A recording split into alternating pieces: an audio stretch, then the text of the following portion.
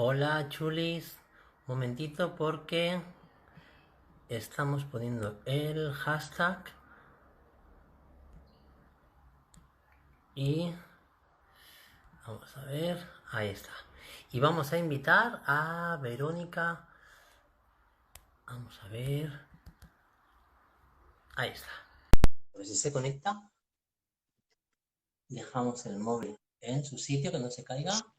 Y Ahora, hola, hola, ¿qué tal? ¿Cómo estás? ¿qué tal? Hola Verónica. Hola, ¿qué tal? ¿Cómo Bueno, estáis? gracias de nuevo por estar aquí. Estuvimos, estuvimos juntas el sábado pasado en una Ujú. entrevista en Frecuencia Vaginaria y mañana Y volvemos a mañana parte. terminamos la... Así es, así es. Pero hoy estamos aquí en Geo2TV y estamos con un tema pues muy diferente porque, bueno, había surgido a raíz de esa entrevista que hicimos el sábado, había surgido un poco, pues, porque ya llevo varios días dándole vueltas al tema sobre el tema de La Veneno, de la serie que se ha estrenado hace poco, etcétera. Ya le he preguntado a otros activistas también acerca de todo lo relacionado con el personaje, ¿no? Y todo lo que supuso y todo lo que fue.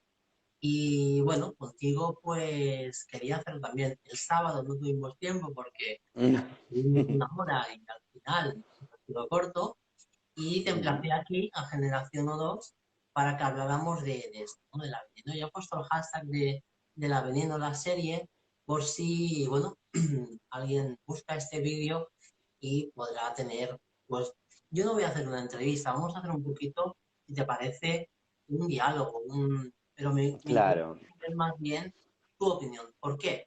Porque para quien no conozca a Verónica, Verónica es activista desde los años 90, ¿no?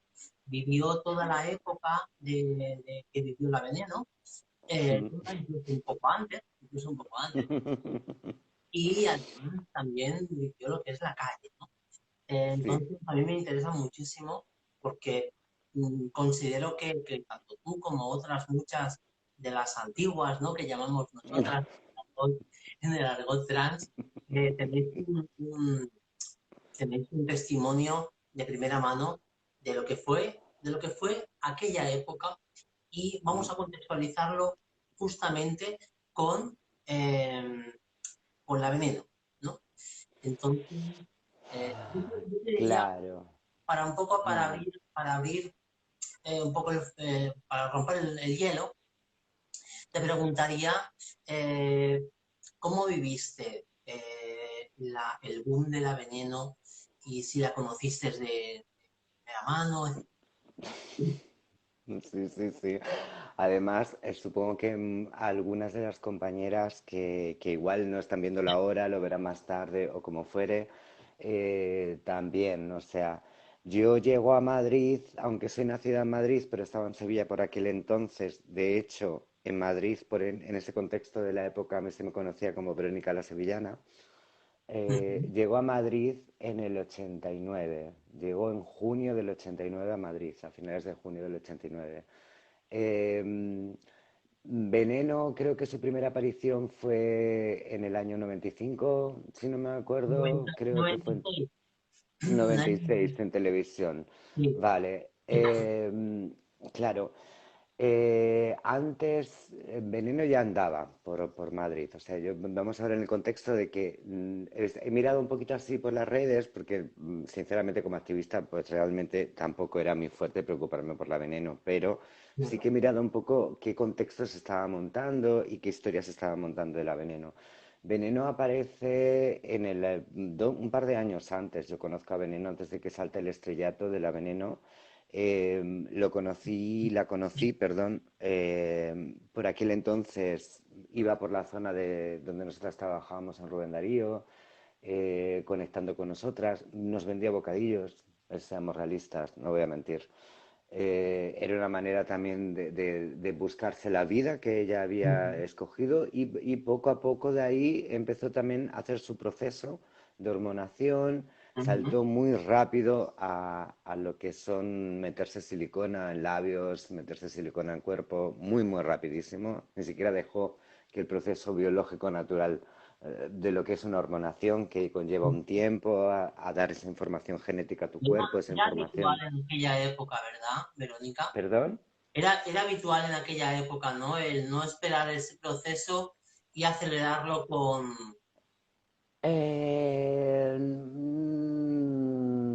No sé hasta qué punto si es una cuestión de época, es una cuestión de ansiedad. Igual, ¿no? Tal vez igual el contexto social de ahora nos permite igual relajarnos un poco más. Claro. eh, pero creo que esa ansiedad va también correlacionada con la capacidad de dinero. Si tienes mucho dinero, creo que muy poca es la mayoría. Si tiene capacidad económica, la mayoría de las compañeras y compañeros no tardan mucho en querer hacerse todo el proceso lo más rápido posible. Claro. Entonces, sí que es cierto que cuando yo la conocí, que venía también con la Paca, que era como su prima, estaban siempre juntas, eh, rapidísimamente empezó a hacer ese proceso. Es cierto que era una época donde había mucha confrontación, cada vez que venía alguna compañera nueva siempre hay esta cosa de las compañeras de la calle, de montarle bronca, de echarlas, de querer expulsarlas y poco a poco ella fue como entrando en la calle, haciendo su proceso hormonal, ya te digo, rápidamente adquiriendo dinero y empezando a meterse siliconas varias y acelerar mucho el proceso a través de golpe de bisturí, sinceramente.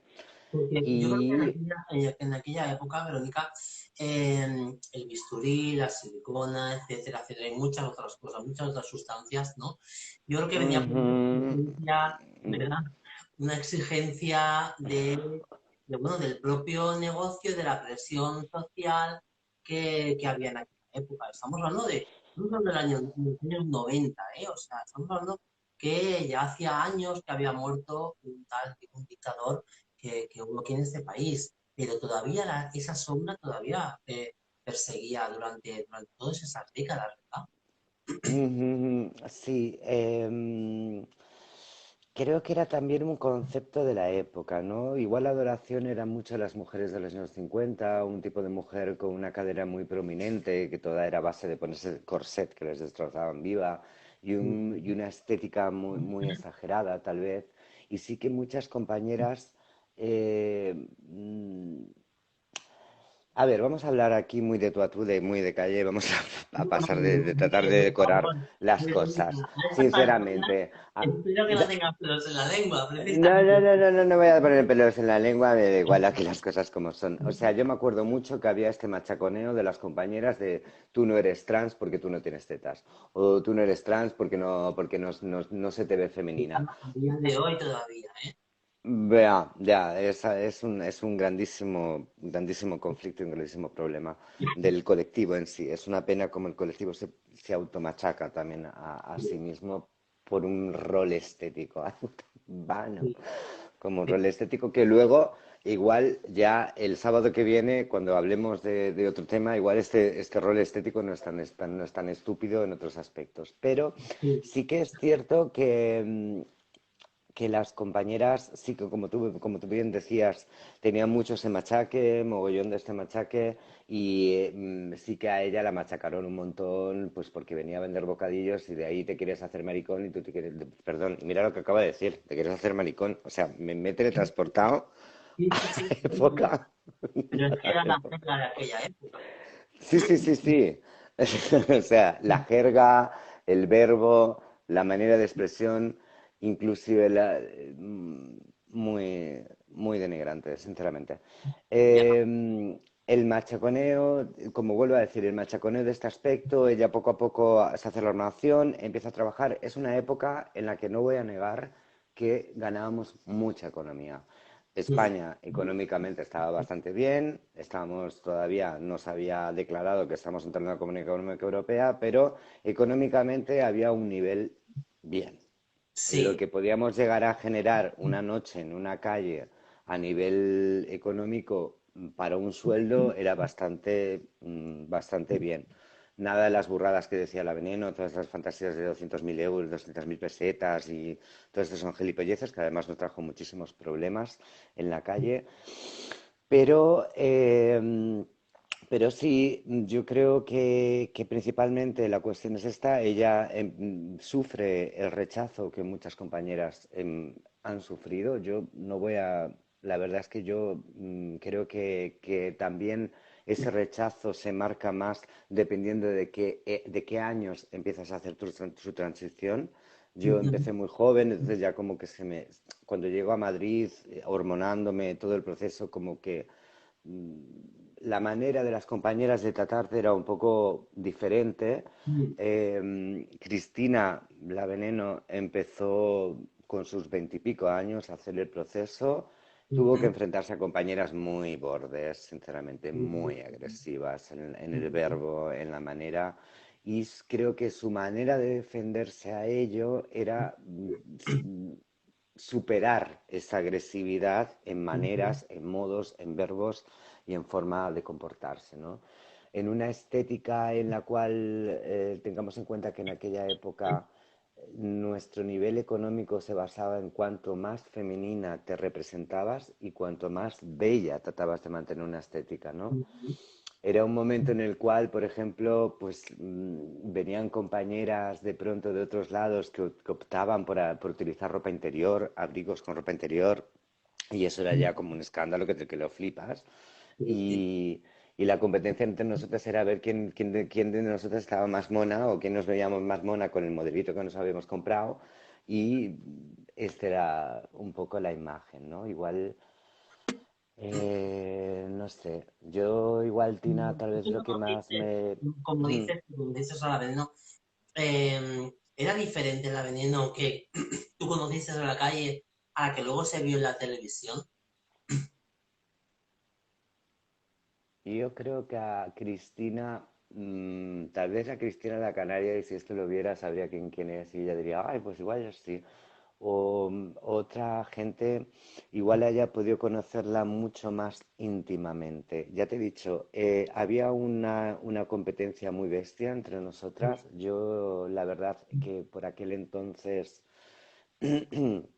no andaba constantemente en nuestro ambiente, de hecho andaba con un grupo de música, con Luis Migueles, estábamos con Plutonia, era una de las componentes que hacía coros con Luis y tenía parte de mi tiempo, no siempre era este mundo de prostitución y personas trans, sino que también como me purulaba con otros ambientes.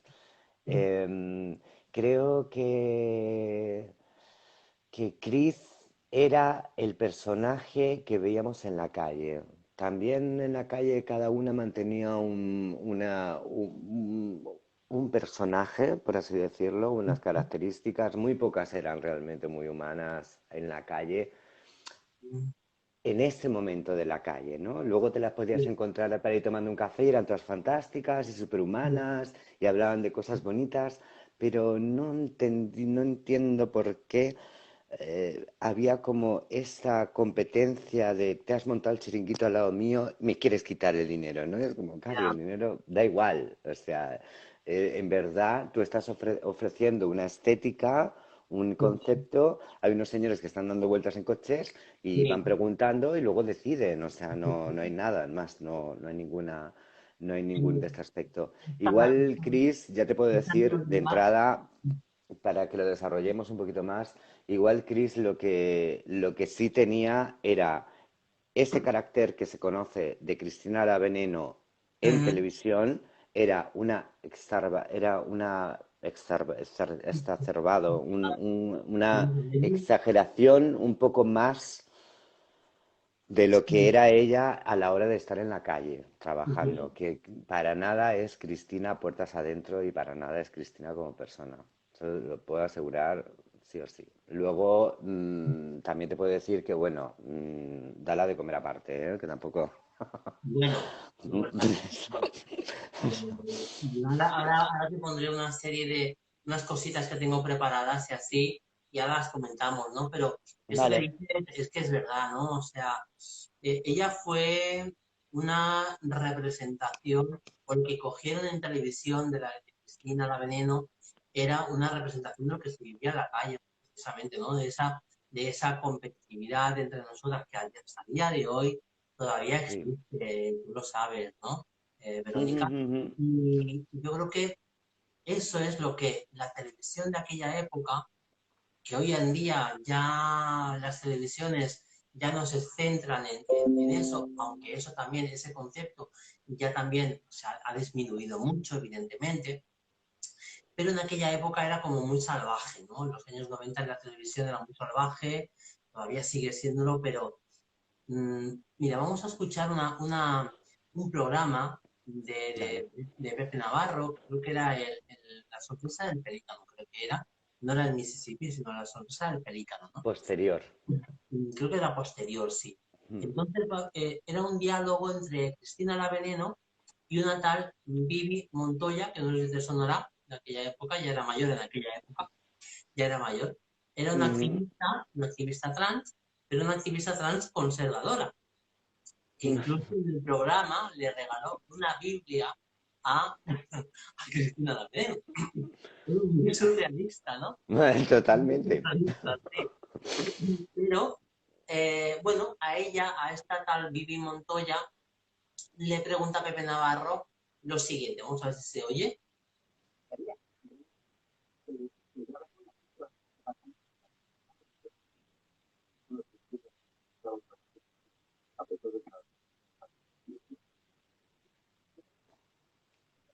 No se oye. Yo, Vamos por a lo menos, hacer, no. no, vamos a hacer una cosa. Voy a conectar es que creía que estaba conectado el Bluetooth y no estaba conectado. En un momentito lo conecto. Aquí ya está. Vale, vamos a ver. Yo creo que ahora sí que se va a escuchar. Tiramos un poquito para atrás A ver. y Tú que soy de otro pueblo, y yo sé que muy importante para hablar de ello, pasa que tontería, ¿entiendes? Que quieren buscar otra dirección en su vida, a pesar de que la naturaleza les colocó en ella ha roto sin querer o queriendo, ¿comprendes? El trabajo del grupo de transexualidad que hay en España, que están trabajando estar juntos por, por demostrar, por ser personas normales, ¿comprendes? Ella ha roto ese mundo.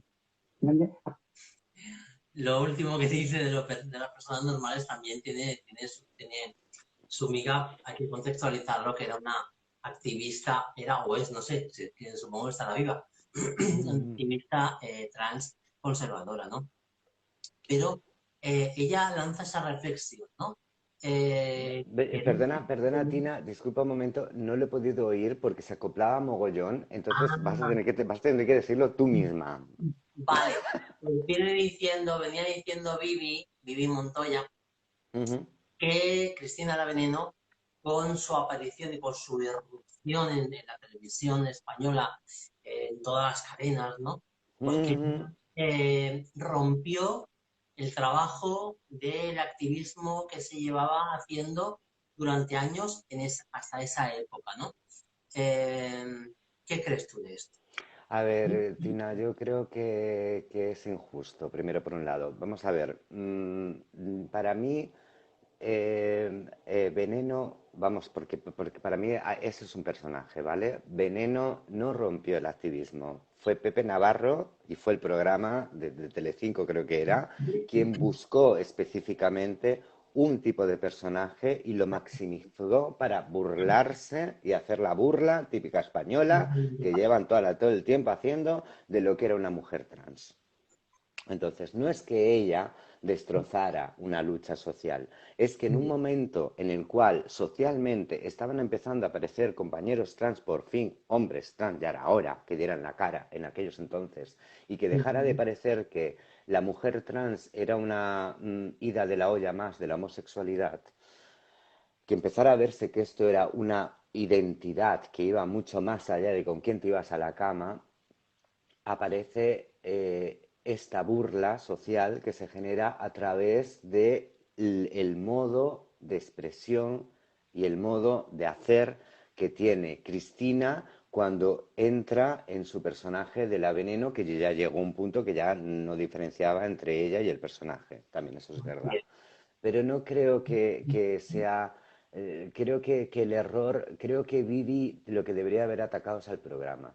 Haber tenido dos buenos ovarios en aquel entonces y haberle dicho al programa de habéis buscado aposta a esta persona, porque había muchas mujeres trans en aquel programa que se entrevistaron. Había muchas personas cuando a Vivi, perdón, a Cristina, a la Veneno, la capturan del Parque del Oeste y cuando empieza a proyectarse. Había gente muy interesante, con mucha capacidad de diálogo, pero a esa gente no la buscaban. A esa gente se acercaba a la televisión y las echaban. Buscaban específicamente un tipo de mujer trans que representara el imaginario misógeno y machista de Total. burla y de cachondeo de la persona, ¿no? Entonces, Sí, queda muy claro. Muy bien, Verónica, ujú, porque es que, claro, cuando dicen cosas así, ¿no? Que critican la figura de la Veneno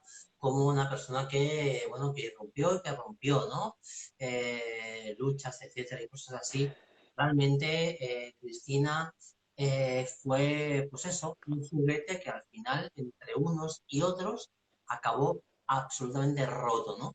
Y donde en esa ruptura, en ese juego, hasta que finalmente la rompieron, ganaron mucha gente, ganó mucho dinero. muchísimo, Entonces, muchísimo. yo creo que le falta, no sé, todavía hemos visto solamente un capítulo, con la pandemia se ha parado la realización de la serie, pero yo creo Ujú. que le falta a esa serie, no sé, si en los próximos capítulos se ahondará un poquito en eso, pero yo en el primer capítulo no he visto una crítica o una escenificación de la crítica de Pepe Navarro o de la televisión, ¿no?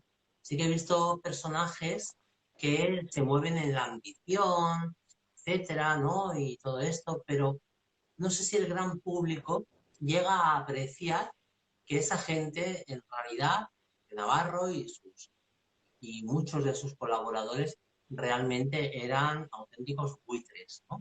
Eran buitres y solamente querían ganar dinero y no les importaba si estaban rompiendo a una persona o si esa persona la estaban llevando a una muerte segura, como aquello que se dice que entre todos la mataron y ella sola se murió. Bah. Bueno, o sea, habría que preguntarle al noviete ese que tenía también, pero,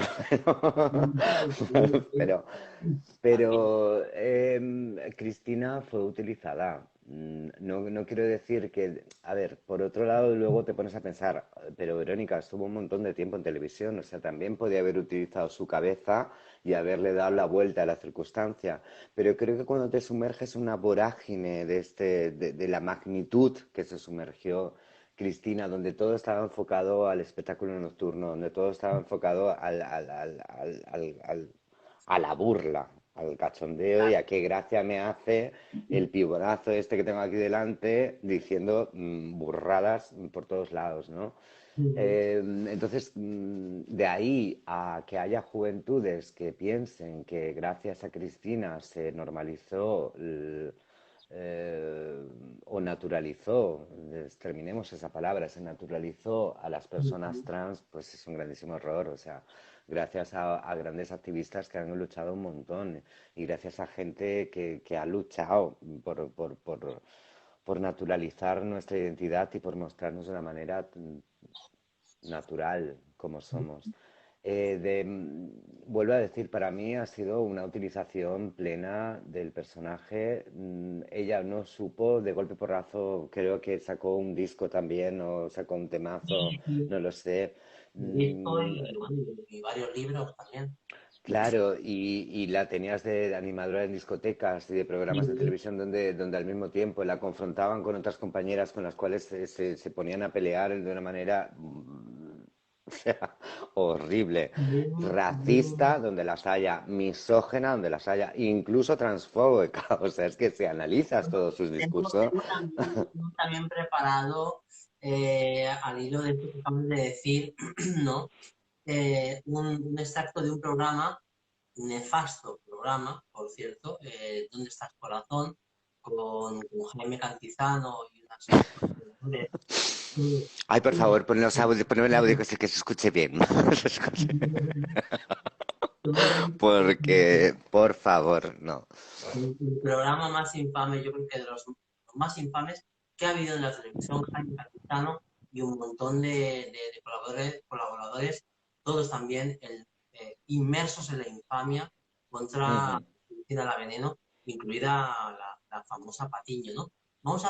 Te lo voy a poner porque además es muy significativo de esto que estamos diciendo, ¿no? De esa organización, de esa de esa comicidad de la mujer transexual, que ignorante, bajera, falta de respeto hacia los demás, etcétera, ¿no? Y cómo le prepararon una trampa de las muchas que le habían preparado en otros programas de televisión, ¿eh? Así, fijaros, vamos a escuchar, vamos.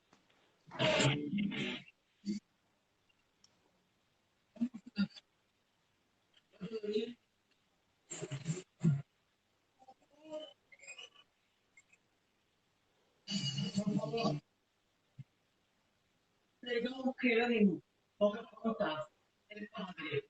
Mira, que era educada, Martina, que era un gladiador, maricón. Mira, tú no me decir antes. Yo no criticaba a la vida. Yo en el momento que critiqué a la vida antes, no, tú María Matilde toda. Me dio perdón y es la niña mía. Bueno, sí, mi persona normal. ¿Cómo te digo? Mira, ¿dónde tendrás las patas? Un ciclista, un ciclista. Bueno, esto era el famosísimo confrontamiento que le hicieron con Nova. No sé A la Nova. Uy, esto ya es mucho más adelante. Ahí está desarrolladísima. que le decía, entonces todo eso que le decía, perdón Jerónimo, que no sé qué, que Pocahontas, que parece un futbolista, que bueno, todo esto, ¿no? Todo esto era lo que buscaban estos programas, ¿no?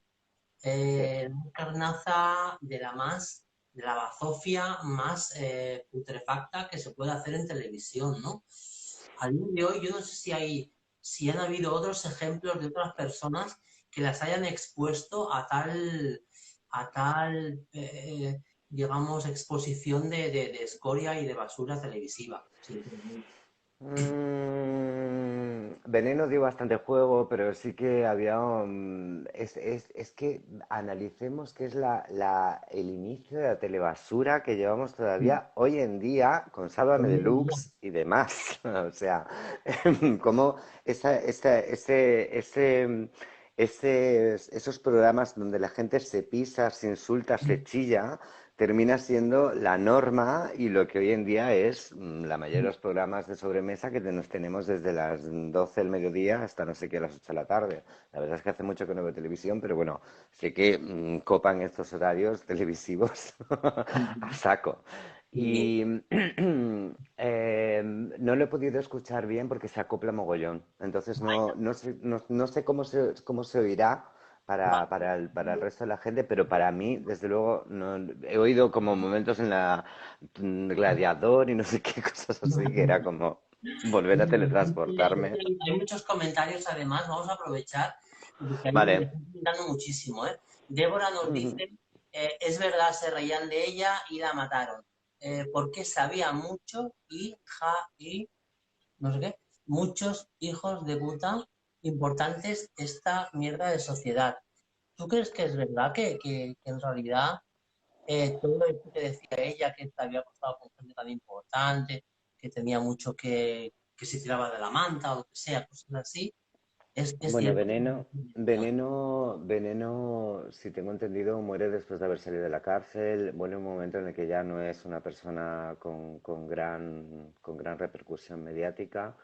Y es cierto que ella habrá tenido gente famosa con la cual se haya acostado, pero es que era una época en la que todas nos acostábamos con gente famosa. Es que venían a la calle.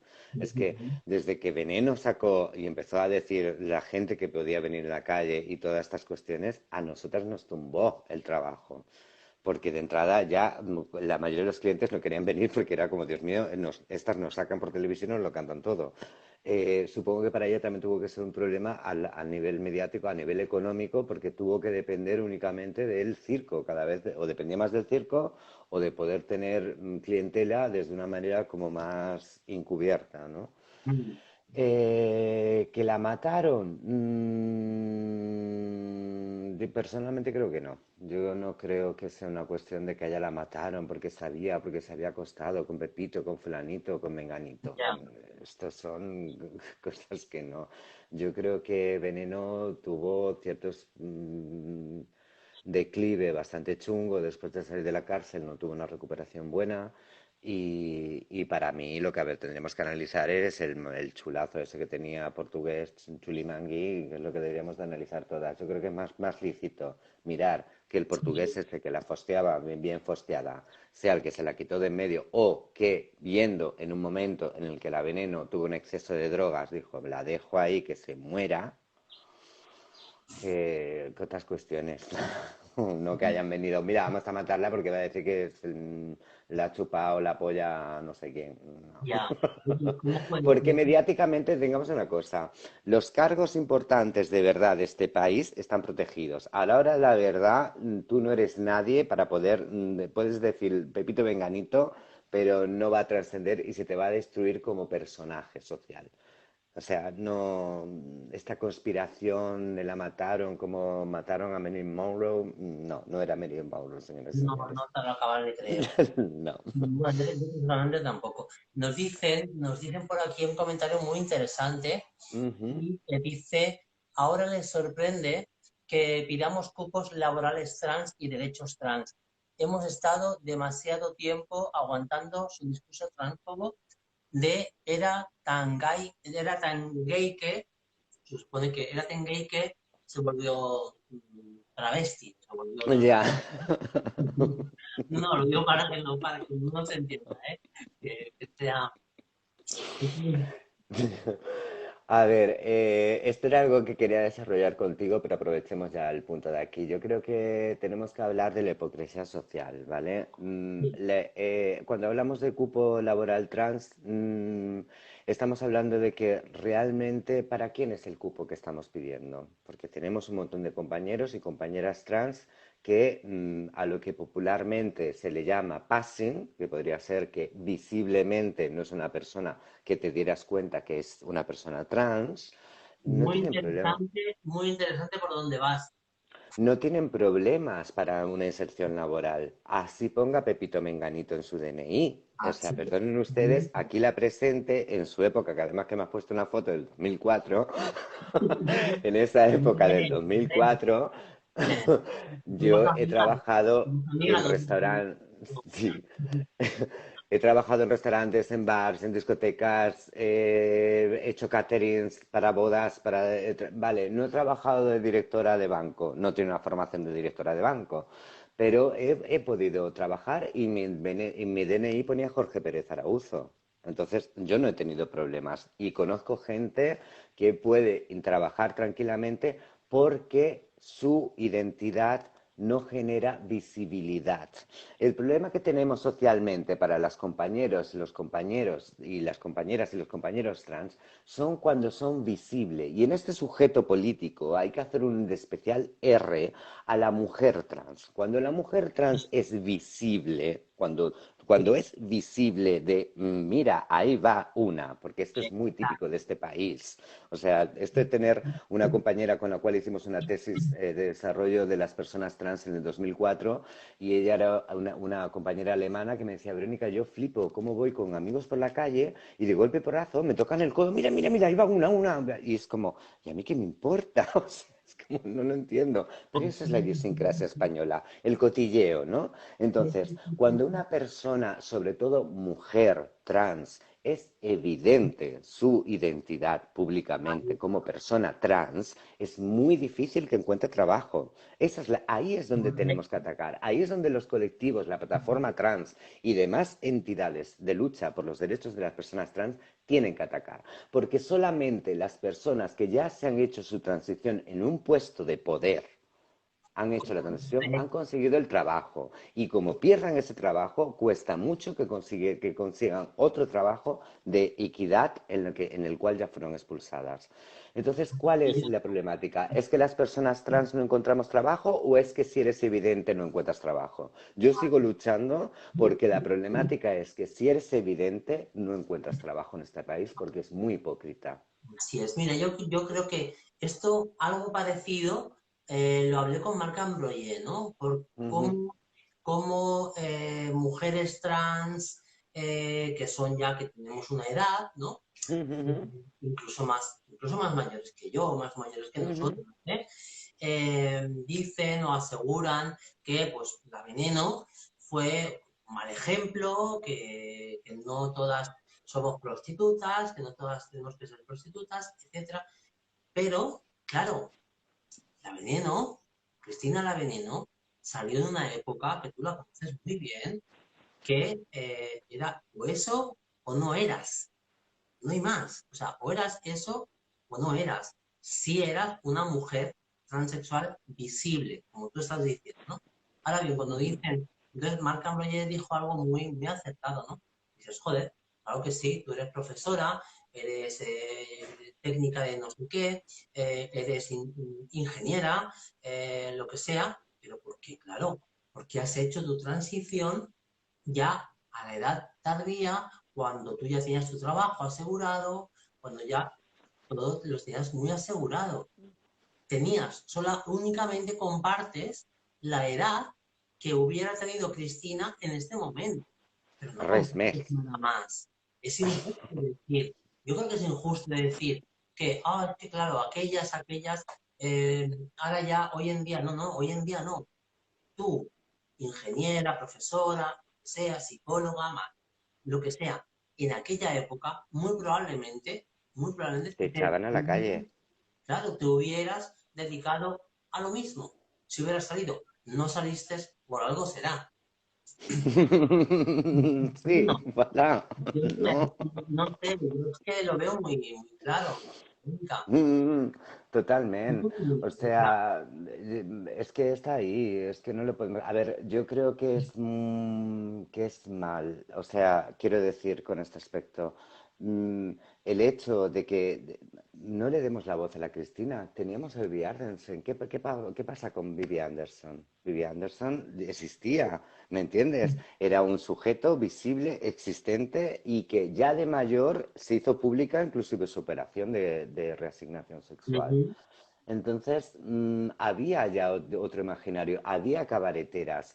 Es verdad que en aquella época las compañeras o se automontaban un negocio, que también era muy difícil de que se lo pudieran automontar y funcionar, porque al fin y al cabo tienes que interactuar con la sociedad, o realmente te dedicabas al espectáculo, que luego también tenía esa parte trasera de que luego si algún señor después de la actuación pues te proponía, pues muchísimas de ellas también aceptaban, o directamente eran trabajadoras sexuales o prostitutas, como lo querramos llamar, según la moral de quien lo quiera exponer.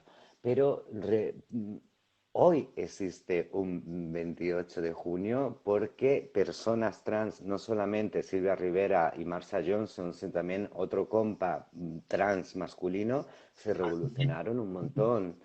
Y porque dieron la cara, porque son sujetos que socialmente vivían tan a un extremo del margen que no les importaba ya dar la cara y romper. Nuestros pilares de lucha social, por más que querramos, no han venido como están siendo secundados hoy en día por compañeros o compañeras que tienen una formación académica. Venían por compañeros y por compañeras de los márgenes y de la marginalidad realmente, y muchas eran trabajadoras sexuales. No quiero con ello dignificar maravillosamente, qué maravilloso, tenemos que poner un pilar a la puta trans. No, no pongamos un pilar a la puta trans, pero tampoco echemos la mierda No, encima de no, la puta trans y seamos realistas. La mierda está en la cosificación social que han hecho de nuestra identidad. La mujer y el hombre trans es buen rollito mientras no se le note. Y eso es muy hipócrita, es no. muy hipócrita, Lo que hay que criticar y lo que muchísimo. hay que señalar con el dedo es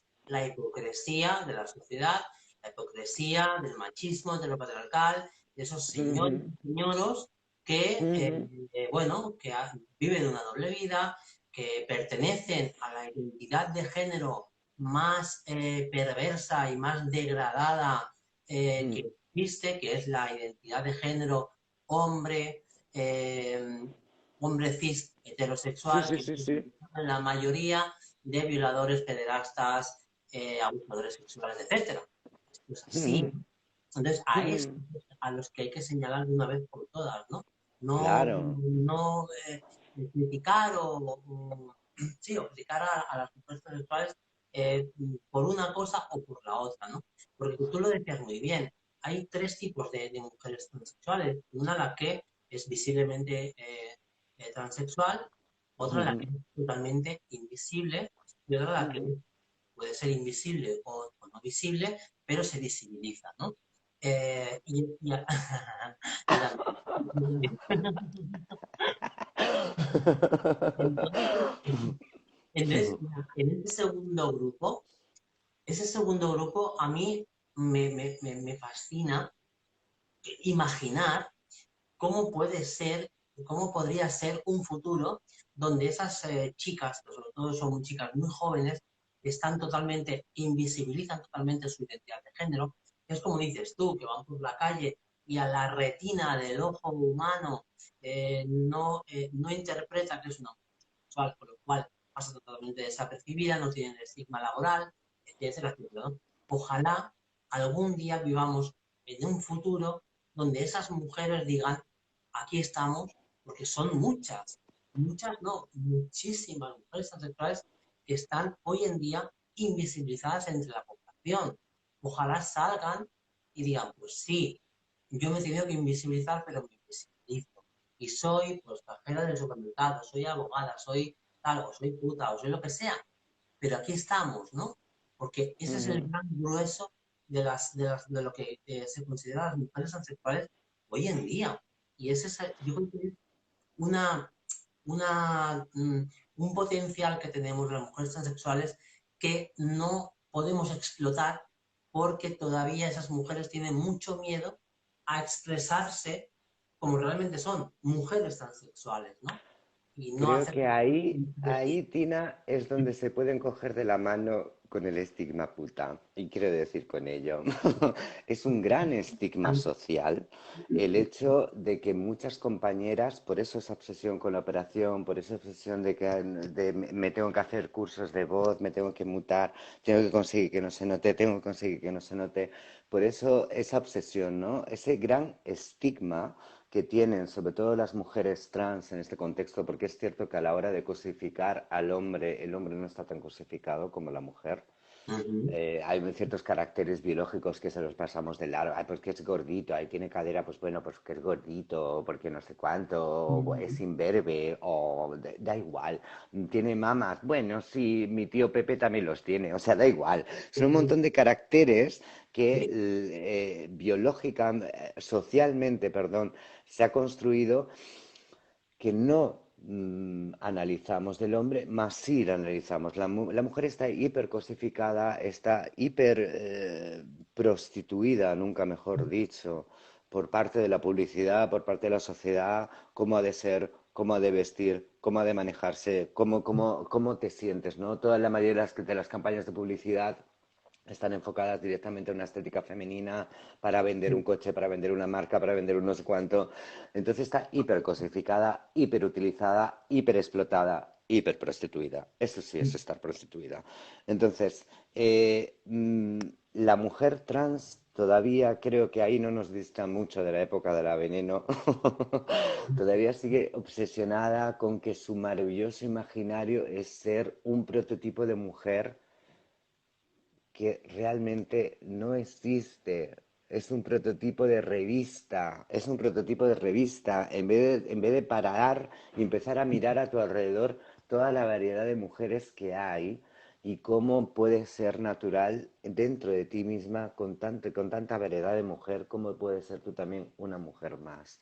Ujú. ¿Cómo puedes darte cuenta de que Ya, biológicamente nos han construido cuáles son las medidas de la mujer, cuáles son las medidas del hombre y que todos bueno, esos estamos son errores? todo tipo de mujeres está cosificado y nosotras Total. igual, pero yo considero que tenemos un plus, ¿no? No, no, no, no, no, voilà, Siempre. totalmente. Nos dice Sebas, ¿crees que pasa lo mismo en una mujer que se ve muy artificial a la hora de buscar trabajo, por no decir exuberante? ¿Le pasa lo Creo mismo? que a ver, tenemos que mirar si pasa lo mismo a una mujer muy exuberante. Depende del contexto, volvemos a mirar el punto. Está cosificada la mujer, entonces depende del contexto, va a ser útil. Igual esa exacerbación va a ser útil. Aquí tal vez Sebas lo que está imaginando es ese prototipo de la veneno, ese prototipo de mujeres que gracias a Dios está calmándose, ¿no? Labios gruesos, calerones, las tetas minchadas, toda esta obsesión que antes había mucho más exacerbada de hacer una morfología de mujer de los años 50. Este prototipo de mujer no creo que sea un problema para una mujer cis. Yo creo que el problema es cuando te das cuenta que esa mujer exacerbada es una persona trans. Ahí sí es un problema. No, no es un problema encontrarte, voy a decir, la secretaria del Mañero, por ejemplo, en la calle. Sí. Perdón por las forofas del Mañero, pero, No, que tú la pero muy maja, pero es verdad muy, muy buena persona, pero quiero decir. Pero, que o podemos buscar otros, no sé, otras realidades también de mujeres que en la época han sido también muy... joder, esta de los labios enormes, que yo soy muy mala para los nombres de estas señoras, pero también hay prototipos así que han salido por la televisión y que también salen sí, y todo esto. ¿Tienen sí, problemas esta mujer para encontrar trabajo en otros lados? Depende del trabajo, va a tener problemas. Si es una mujer trans evidente que es una mujer trans, por muy exuberante que sea, sí va a tener problemas para sí, encontrar trabajo. nos dice No es Andrea lo mismo. también, Mm, sí, bueno, es que nos dice mm. Andrea también que, ¿cómo imagináis la integración social y laboral de las personas transexuales en los próximos años? Esta pregunta, esto da para una tarde entera, ¿eh? Es todo un reto, ¿eh? Hazla, hazla. Inteligencia, muy bien. ¿Cómo lo definirías? No sé, yo no lo Para, sé. no sé, Tina, yo creo que para mí la integración social de nuestro colectivo tiene que ser cuando una persona evidente está funcionándote de cajera, está funcionándote en trabajos sociales que son normales. Volvemos a ver, hemos hablado de personas transevidentes en puestos de poder, en puestos directivos, en puestos con cátedras, profesores de universidad que ya tienen blindado su puesto, pa, pa, pa. Necesitamos que haya gente trans evidente que te esté despachando en la caja del supermercado, que te esté despachando barriendo la calle tranquilamente, en puestos populares, en trabajos sociales populares. Una vez que esta sociedad acepte que este colectivo, de la misma manera que poco a poco se ha aceptado la rasta y se ha aceptado un montón de cuestiones como conceptos sociales, acepte que también esta gente que está en un proceso X o que su evolución ha llegado a tal punto, pero que aún así es una persona evidente, puede funcionar libremente en un puesto de trabajo sin una discriminación, porque sea una persona trans evidente, entonces empezaremos a hablar de una equidad. Hay ciertos colectivos sociales que todavía tienen mucha dificultad a la hora de inserción laboral. Y de aquí ya podemos vaciarnos con personas racializadas, ¿no? Sí, en las cuales tal vez nos podríamos coger de la mano para tener problemáticas y que ahora la verdad están obligadas a tener puestos de trabajo muy, muy, muy precarios. Creo que el camino nuestro es empezar a sacar visiblemente voces de gente trans que tenga una visibilidad y que cuestione a la sociedad la hipocresía que está teniendo. Somos aceptadas si no se nos cala.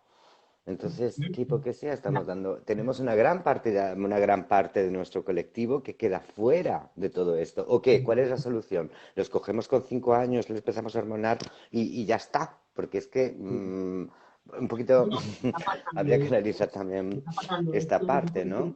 no con 5 años, pero un poquito menos, ¿eh? No, Eh, ya, claro. Eso es otro tema, ¿no? La infancia trans, ¿no? También de Ujú, cuándo empieza la hormonación, cuándo empieza el bloqueo de las, con el tratamiento hormonal, por ejemplo. ¿Qué consecuencias tiene eso también, además? Y bueno, pero que al final muchos padres se lanzan a la hormonación temprana de sus hijas, hijos o hijas, ¿no?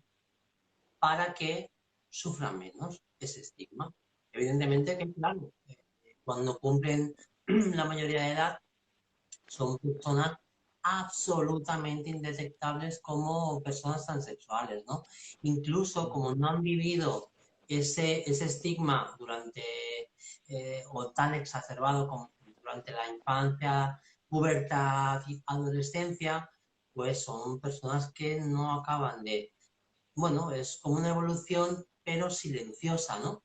Yo creo que lo que abogas tú, que yo estoy de acuerdo también, es que se reivindique de que, claro que existimos, que además existimos como parte de la diversidad, de la mm, sociedad, del ser mm, humano en definitiva, mm, pero que somos parte de la diversidad. No somos diversidad, sino que mm, todo el mundo es diverso.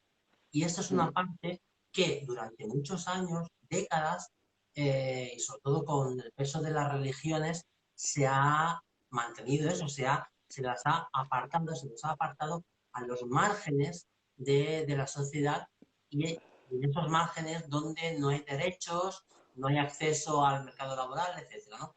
Todo eso yo creo que se debe de suplir, se debe de luchar pues a través de eso, de una visibilidad, pero de una visibilidad de todo lo que es el colectivo de las personas transexuales, ¿no? Creo que, por ejemplo, porque en toda esta melange vamos a darle un abrazo a las familias de hijos trans, que tampoco se sientan de este palo. O sea, creo que, por un lado, es importante como sujeto político, ya entre conversaciones entre nuestras internas que hemos tenido, Tina, tú y yo, sí que es importante como sujeto político el cambio social que ha producido, primero, para el colectivo trans, que en su época visiblemente eran las mujeres trans, por, eh, por, eh, precisamente por lo mismo que la Veneno salta al estrellato, por la prensa amarilla, por el morboseo. Las primeras manifestaciones que se hacen por la libertad sexual y contra las leyes de vagos y maleantes que no solamente eran para personas trans y no solamente eran para gays, eran para muchos sujetos sociales también que están silenciados en la historia. La prensa ataca directamente a las mujeres trans, van a las mujeres trans y les cogen y olvidan como toda la referencia y queda siempre. Esto durante mucho tiempo fue siempre así, ¿no? Se visibilizó mucho este sujeto, solamente este sujeto. Socialmente, volvemos a la época de la Veneno, salen los compañeros trans, se hacen visibles, mucho antes de la Veneno, porque ya estamos hablando de que en programas como TV, la 9 Valencia, TV Valencia, o había varios debates en los que salían los compañeros trans. Empieza a hacerse empieza a haber estos debates, meten a sujetos como Veneno que generan circo, cachondeo y perpetúa la burla hacia la persona trans constantemente, se silencia un poco, viene la ley esta súper estigmatizante también de 2007 y aparecen los sujetos políticos de los padres trans, ¿no? Aparecen padres heterosexuales discutiendo con otros padres heterosexuales, respeta a mi hijo, respeta a mi hijo, respeta a mi hija. Entonces cambia un poco el marco social. Entiendo, lógicamente, que estos padres de hijos trans quieran también procurar que en el momento biológico del desarrollo del menor quieran hacer todo un proceso posible de dotar de hormonación para la información genética atrofiada del metabolismo para que el cuerpo cambie precisamente por esta cuestión. Así conseguiremos que nuestros hijos no sufran el rechazo social y no terminen abocadas a la prostitución o trabajos precarios o discriminados. El simple hecho de que ya tengan el apoyo familiar es súper fundamental y es muy necesario. En esta parte, totalmente de acuerdo. Sí, sí, Habría sí. que ver también a nivel jurídico legislativo cómo podríamos mediar para que este tipo de inhibidores que se le dan también, que son todos reversibles, o sea, tampoco es algo sellado, no estamos diciendo que le han hecho un cambio, no estamos diciendo lo que le hacen a las personas intersex, Ujú. antiguamente mentadas como No, hermafroditas, que automáticamente se les comía el coco a los padres, se les hacían operaciones de reasignación mayoritariamente femeninas y terminaban ahí en un proceso que luego tal vez cuando son mayores, pues mira, te equivocaste, o sea, no era no, por aquí por no, donde iba, o simplemente se dejaba que biológicamente esta persona llegara a una mayoría de edad en la cual se manifestara o que tal vez eso ya daba la oportunidad a que la persona se hubiera conseguido fortalecer en su carácter y determinar que lo que quiere es seguir siguiendo, viendo su vida visiblemente como una persona claro. intersex. El intersex es Yo me lo que refería, antiguamente definíamos como hermafroditas. no, Eh, yo me refería más bien a que hay consecuencias dentro de la hormonación temprana en cuanto a la, sobre todo a partir de cuando empieza la pubertad y empieza a crecer el genital, ¿no? ujú, Si hay una hormonación temprana, normalmente, por lo que estamos comprobando también con chicas muy ajá, jóvenes que pueden área ujú, vaginal, es que el genital, en este caso el genital atribuido al masculino, no se ha desarrollado, o sea, el pene, los testículos, etcétera, no se han desarrollado, y con las técnicas actuales cuesta un poco más o bastante más hacer la operación. Se han innovado, sobre todo en Tailandia, para hacer la operación a pesar de eso, pero todavía sigue siendo un inconveniente bastante grande, ¿no? Esa hormonación. Porque al no generar un pene pues, grande y necesitar, como se necesita, piel para poder hacer la vagina, hay un problema, ¿no? Entonces, claro, hay un debate que esto daría también, y además muy polémico, porque ¿dónde situamos lo adecuado? En esa pasión de los padres para que su hijo no sufra o dejarle transitar acompañándolo, acompañándola para que cuando llegue a la mayoría de edad y pueda decidir libremente operarse o no, pueda tener pues, un material ahí abajo óptimo para hacer una operación. hmm. E inclusive también muchas de las operaciones, hacerlas muy antes de tiempo es un grandísimo error también, porque la morfología no se ha terminado de desarrollar. Claro, Hmm. claro, también, también. Ujú. Bueno, nos quedan 3 minutos. No quisiera. Ay, hija, siempre igual contigo. Y tenemos un montón de comentarios aquí. Dice, no para otros tres directos, Andrea, nos ha leído el pensamiento. La verdad es que sí. Y hay un montón de comentarios, es increíble. Ha salido también, está Yolanda por ahí también. Ay.